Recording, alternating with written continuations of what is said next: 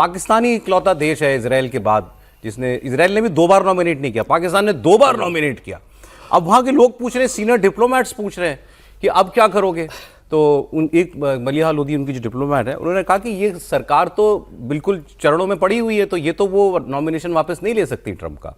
तो एंकर पूछता है उनसे कि भाई साहब लेकिन हमने तो नोबेल के नॉमिनेट तब किया था ना जब इन्होंने हमसे हमारी इंडिया से जंग रुकवाई थी। तो उन्होंने कहा फिर कोई आपसे ये आदमी दोबारा कभी बात कह दे ना तो उसको ये पूछना कि अमेरिका भारत से जंग जो रुकी थी वो ट्रंप के कहने से रुकी थी या आपके पास न्यूक्लियर हथियार हैं उसकी वजह से रुकी थी। अगली बार अगर भारत हमला करेगा तो ट्रंप के पास पैर पकड़ने जाओगे या अपना न्यूक्लियर हथियार दिखाओगे, फिर किस बात की न्यूक्लियर पावर हो तुम। मैया जी ने आधी बात बताई, भारत जहां रुका वो क्यों रुका, वो सारी बातें भारत बहुत साफ साफ बता चुका है। भारत ने क्या साबित किया और हमने जो स्टैंड लिया उसके बाद, न्यूक्लियर ब्लैकमेल नहीं सहेंगे। अब भारत की न्यूक्लियर धमकी में पाकिस्तान की न्यूक्लियर धमकी में भारत नहीं आएगा। मलिया जी ने कम से कम उस बात को कंफर्म कर दिया, भाई अगर आप एटमी ताकत हो तो जंग होनी ही नहीं चाहिए थी। मुझे तो इनके DGISPR का जनरल का एक पुराना बयान अभी याद आया, कुछ वो अब सिंदूर से पहले का है कि भाई हम न्यूक्लियर पावर है, कैसे कोई देश हम पर हमला करने के बारे में सोच भी सकता है। हमला हो भी गया, पिट भी गए। देखिए यही ये पाकिस्तान की दोगली नीति है। पाकिस्तान ये जानता है कि ये जंग जो है भारत के कहने पर नहीं, अमेरिका के कहने पर भारत से बात करके उनके DGMO के रुका है, और ये दबाव पाकिस्तान पे डाला गया था, भारत पे नहीं। और ये भी सत्य है कि वो न्यूक्लियर ऑप्शन को तलाशते हैं कि नहीं। हमने तो कह दिया कि सिंदूर ऑपरेशन रुका है, आगे भी चल सकता है। यही बात मलिहा लोधी कह रहे हैं कि वो झूठ बोल रहे हैं कि उन्होंने अमेरिका ने रुकवाया।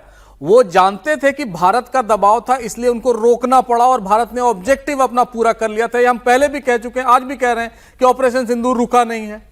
तो मलिहा लोधी कह लें, कुछ वहां के लोग भी ये जानते हैं कि ये दबाव में सिर्फ पाकिस्तान आया था, भारत नहीं। और नोबेल पीस प्राइज के लिए पाकिस्तान के साथ 4 और स्टेट्स ने किया है, वहां भी उन्होंने शायद जंग रुकवाया था। आर्मीनिया, अजरबैजान, कंबोडिया, ये सारे देशों ने उनका रुकवाया है, उनको प्रपोज किया था नोबेल प्राइज के लिए। तो आप ये समझ सकते हैं कि नोबेल प्राइज ही सबसे बड़ी उनकी योग्यता है अर्हता के लिए। तो ये ईरान में क्या कर रहे हैं, ईरान में भी तो इन्होंने ही अटैक कराया है, क्या इजराइल के चलते वो अटैक कराया, हम सब जानते हैं जी। लेकिन जिस तरह के हालात उत्पन्न हो रहे हैं इस समय ईरान में, अगर वापस ईरान पे आए तो उसको देख के नहीं लग रहा है कि आने वाले 4 वर्षों में भी ये नोबेल के पात्र होंगे। अरे ये मैं एक टाइमलाइन बताना चाहता हूं, जो पहले खबर अभी आपको दी थी हमने कि एक पाकिस्तानी ने ईरान के कहने पर ट्रंप को मारने की सुपारी ली। 13 जुलाई को ट्रंप पे हमला हुआ, वो जो गोली चली थी। 12 जुलाई को यह आदमी गिरफ्तार हुआ था अमेरिका में, 1 रोज पहले यह आदमी गिरफ्तार हुआ था। इतना क्लोज मामला ये है। और ABC न्यूज को से बात करते हुए ट्रंप ने स्टेटमेंट दिया है कि I got him before he got me. Ayatollah के लिए कह रहे हैं, I got him before he got me. इससे पहले कि वो मुझे मारता, मैंने उसको मार दिया। तो क्यों नहीं इसको एक बड़ी वजह माना जाए। लेकिन पाकिस्तान की हम लोग बात कर रहे थे, ईरान पर जो हमला हुआ उसके बाद लगातार पाकिस्तान के लोगों में एक दहशत यह है कि ईरान से ये जंग निपटने के बाद इजराइल और अमेरिका भी ये पाकिस्तान की तरफ देखेंगे, पाकिस्तान पे हमला करेंगे। और जाहिर है कि वो भारत के साथ मिलकर ही कराया जाएगा। ये इनके सीनियर लोगों के बीच में भी यही डिस्कशन हो रहा है कि बहुत तैयारी करने की जरूरत है पाकिस्तान को।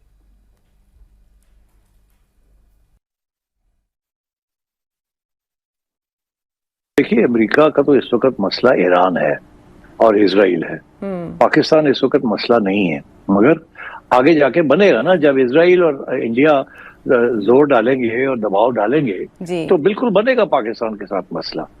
क्योंकि डोंट फॉरगेट, जितनी दफा आप इजराइल के अंदर और इजराइलीज ने पाकिस्तान का जिक्र किया और पाकिस्तान का न्यूक्लियर प्रोग्राम की वो बात कर रहे हैं, इतना उन्होंने पिछले 20 साल में कभी नहीं किया था। तो इससे वाजे हो गया है। और इस किस्म के रूमर्स भी चल रहे हैं कि जी पाकिस्तान ने सऊदी अरेबिया को बम दे दिया है।